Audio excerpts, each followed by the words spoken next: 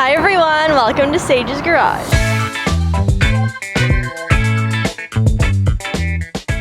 Today's video is a little bit different than my usual content, but I'm very excited. If you guys have been watching for a while, you know one of my dream cars is an early 2000s Volkswagen new Beetle.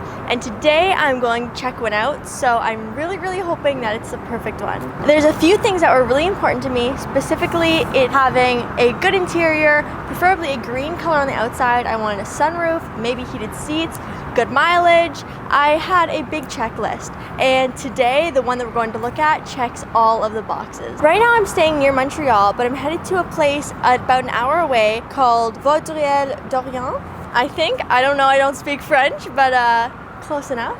But I'm super excited, and hopefully at the end of this video I will own a Beetle. Let's go. Hi everyone. Okay, so the last time I updated you and when I started this video, I said that I was willing to test drive a 2007 Volkswagen Beetle in Gecko Green, and I did in fact go test drive it. Unfortunately, I didn't take you guys with me because I was very excited in the moment and focused on actually really looking at the car, but I am very excited to say that right now I am headed to go pick it up. I am driving from basically Toronto area towards the Quebec border, so it's an almost 6-hour drive I think, but let's go get this Beetle.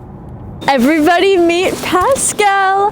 I am so excited. I have lots to show you and talk about, but it is a 2007 Volkswagen Beetle in Gecko Green, and I am just so excited. I finally have a car that I can drive. It has a working engine in it, which is a huge upgrade for me. Finally, I'll be able to get my license and actually drive around, so this is very exciting. We're putting the plates on it, and we just took the ones from my Triumph actually, but unfortunately the holes do not line up, so we're using a self-tapping screw, and we're just going to pop it in there. I'm so scared. Is it working?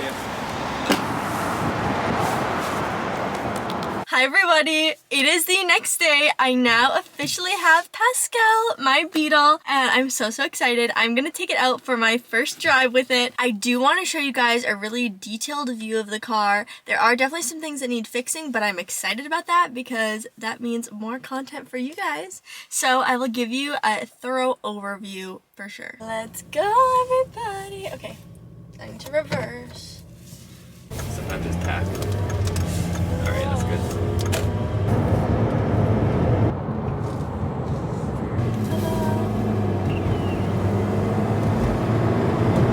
So I wanted to give you guys a little backstory as to why I named the car Pascal. So I found out that the paint color is called Gecko Green, and so I knew I wanted a name that kind of represented some kind of reptile because I love reptiles. Some of my favorite animals are snakes and turtles and frogs and toads, and I just absolutely love them. And then I was thinking, okay, what kind of name can sort of relate to a reptile that I really like. And then I remembered that my favorite movie is Tangled, and in that movie there's a little chameleon, and he's green obviously and changes colors, and his name is Pascal. And so I was like, you know what, it's from my favorite movie and he's a reptile, he's green, but he changes color, so also if I ever change the color of this car, which now I don't think I'm going to, but if I did, it still would make sense because it's a chameleon. Anyways, that is why the car is named Pascal, but I also want to mention that it has an honorary middle name of Betty because the previous owner named this car Betty, and so I'm keeping it as an honorary middle name, so it's Pascal Betty. I also wanted to go ahead and show you guys the engine. Possibly, if we can get it. Oh, and then I lift it up. Hold on, I got it everyone. There we go, see? We're learning. But here it is. It's a 2.5 liter 5-cylinder. It's definitely not as dirty as my other one, but it does need a cleaning as well. So that I will for sure get to at some point. While we've got the hood open, we're just gonna check the oil and make sure that it's all good. So, well, I'm gonna go ahead and pull out the dipstick. And then I'm gonna wipe it off. So let's take a look. There we go. It looks pretty good, so that's exciting. I'm gonna go ahead and switch out the wipers. The ones on there right now are not great, and so I just went ahead and got some new ones. I just did this on the Range Rover, so I should be a pro by now. I tried to figure this out off camera, so we're gonna see if I can actually get it right, but I'm gonna go ahead and pull this up. These are hook wipers, so I'm gonna try and, oh my goodness. All right, like this. And then now where do we go from here? That's the question. Can I just, this is definitely wrong. for sure. Okay, we were able to get it off. Definitely not the way it's supposed to come off, but you know what? All that matters is that I can put the new one on now. Okay, it took us like 30 minutes and several YouTube videos, but I think we've got it figured out. So, no, that's already wrong. There was so much struggle for something so simple. Apparently I'm not a pro yet, but we got it on as best as possible. So now we're gonna go ahead and do the second one. Is this really necessary to put me through this much torment for some wipers? No, there's no way. There's no way this is this hard. Ta-da! New wipers! We're gonna go ahead and fill up the windshield washer fluid now that we have Rain-X and cleaned off the windows, as well as put on new wiper blades. Here is the one that we're gonna be using. Here's the windshield washer fluid. Oh, it's toasty in here. That's hot. Popping it open. All right, I'm just gonna go ahead now and fill it up until I see it. The previous owners did something really interesting with the electrical wiring, and I'm still trying to fully figure out what they did, so I might not explain it perfectly, but I'm going to try my best. As you can see here, there is a little switch that can go on. It sounds like they had a problem with the electrical wiring where the battery kept dying. Something was draining the battery, and they spent a lot of hours in the shop trying to figure out what was draining the battery, and they weren't able to. So they decided to just make a workaround for it because they weren't able to find the problem. This switch makes the battery basically go to the accessories. So the car is drivable when the switch is off. You can use the heat, you can use the heated seats, you can use the radio, and you can use the windows with the switch off. Those are just sort of main parts that the battery uses. If it's off, you can't open the trunk, you can't open the sunroof, small things like that. So basically just the accessories. You can't use the lights inside of the car. That's just something that I have to get used to, whereas if I want to open the trunk, I have to switch this on, and then I can press the trunk button twice. There we go, and now the trunk is open. I'm still getting used to all the little things. But I do actually have another interesting thing to talk to you about regarding the locking of the doors. So this accessory switch actually also connects to the locking of the doors somehow. So we're still trying to figure out how it fully relates to everything, but there's a problem where I cannot lock this driver's side door. So hopefully by the time this video is posted, I will have figured it out so you don't all know on the internet that my car doesn't lock, but it's okay. Basically, the passenger side door can lock and unlock from in the car, but the driver's side door, you can unlock and lock with the key fob when the switch is on, but when the switch is off, you can't use the key fob, meaning you can't unlock the door. So, and when you leave this switch on, it drains the battery. So okay, now I understand. So basically, if let's say I'm going out to a store, I turn the switch off because I don't want my battery to drain while I'm in the store, I lock the doors, I leave. There's no possible way for me to unlock the doors because this accessory switch is off and there's just no power going to the locks of the doors. So that's an issue. And now I think there's a separate issue with the lock cylinder, so I will go ahead and show you that. But basically, the key that I have, that the fob does work, the key does not work on this lock cylinder. It just won't turn at all. So even if I could unlock the door just with the key, it just doesn't work for some reason. So one of the very first things I'm doing, hopefully like in the next couple days, is getting a new lock cylinder for this, so that way I can lock and unlock my driver's side door, because that is pretty important to me. Now heading back into the car, another thing that we noticed is that unfortunately the e-brake doesn't work. So I want to show you guys the e-brake. I'm not going to press the button, and I'm literally just going to use no effort at all, and it literally goes all the way up.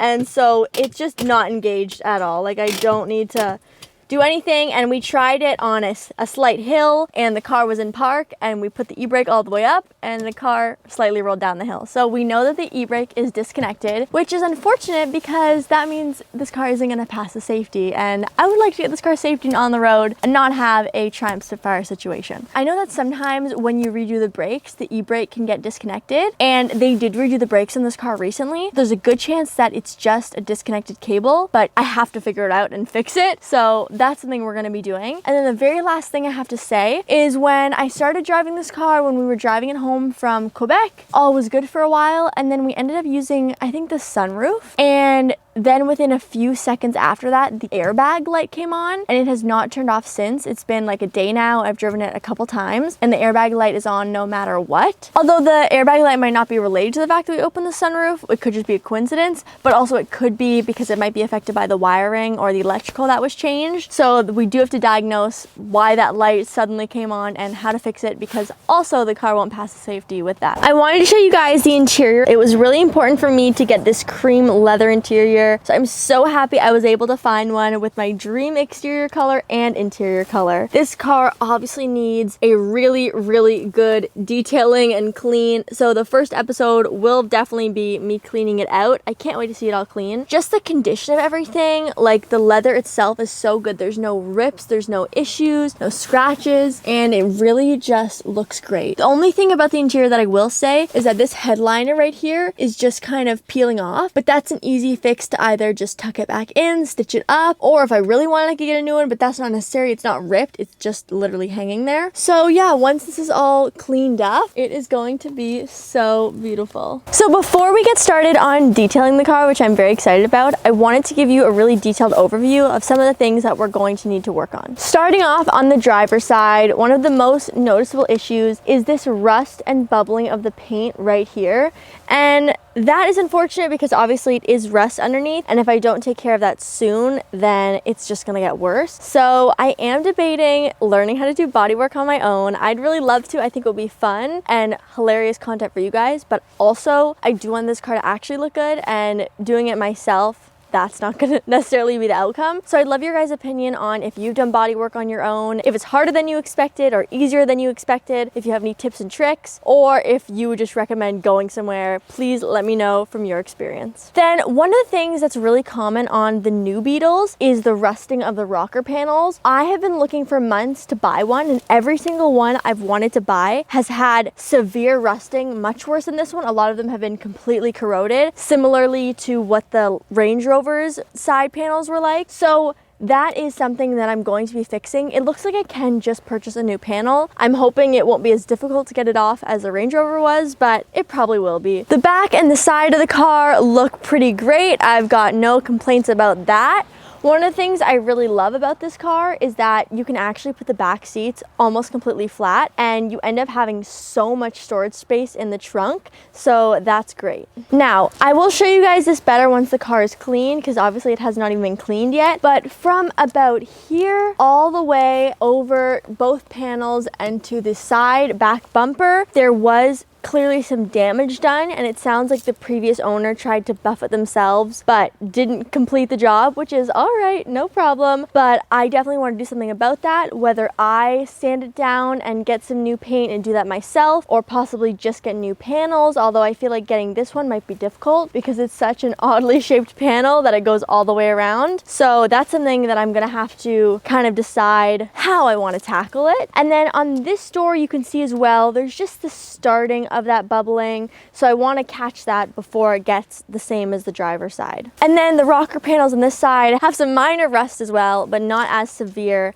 as the other side. Now, this bumper over here was also clearly scraped up.